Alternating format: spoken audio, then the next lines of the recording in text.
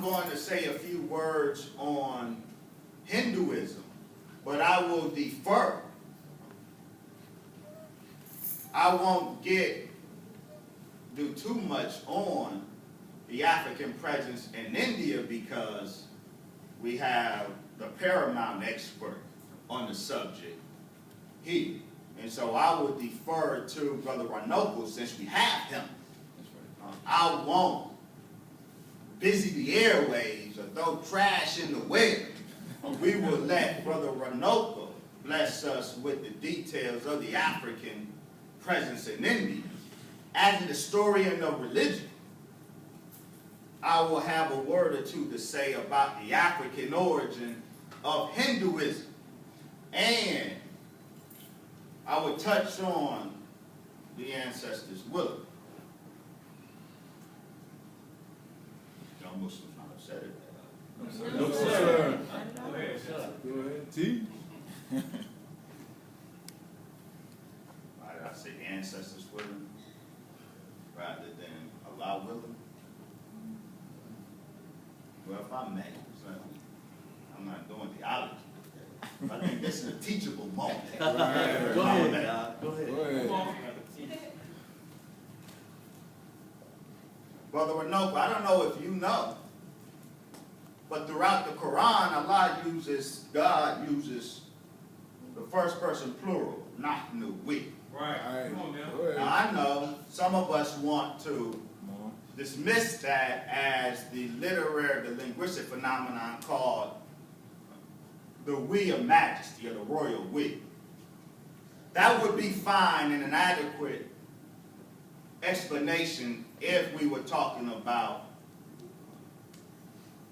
14th, 15th, 16th century British English, or if we were talking about late antique Farsi or Persian.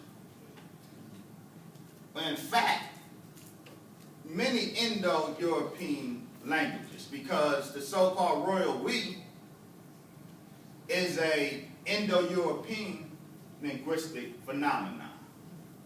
It is absolutely unequivocally not a Semitic linguistic phenomenon. You don't have the royal we in any of the Semitic languages. The we by which God speaks is a real plural. And from the teaching, the perspective of Honorable Elijah Muhammad, see that we, those are the black men and women of the past, the gods who created all of this. Exactly. The ancestors. Right. That first black god didn't die. His spirit lived Right. on in his descendants, the collective God. Right. That's the ancestors. That's right. Come on, man. So ancestor, so-called the veneration of ancestors. Orientalists use that term, ancestor worship. The veneration of ancestors is right and exact. Right. That's Islam. Right. That's Islam.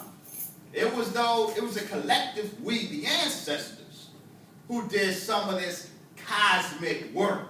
Mm-hmm. Same God of Elijah Muhammad told us, the same God that put up the sun didn't put up that moon.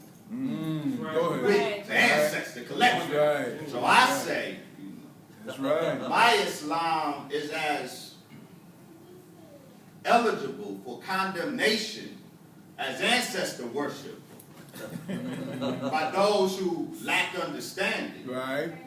as any traditional African religion is. So, yeah, that's my story, and I'm sticking to it. Go ahead. So, briefly, y'all all right? Yes, sir.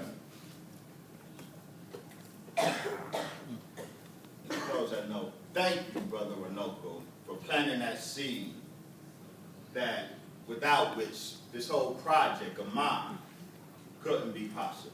I'm honored to collaborate with you. The honor is mine, my brother. I look forward to continued collaboration. Now,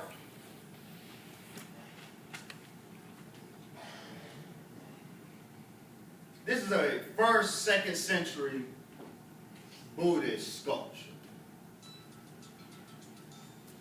it shows Buddhist priests circumambulating a stupa. Stupa is a Buddhist edifice within which a relic of the Buddha is supposed to be. These Buddhist priests, notice their garb, circumambulating the stupa. This circumambulation is an inheritance, Buddhist inheritance from its Hindu foundation. Well, we know the great black prophet Wesley did a powerful work. Often I tend to say my Islam is Mahdic Islam. A lot of folks don't like that. I also say some of y'all need some Buddhism in y'all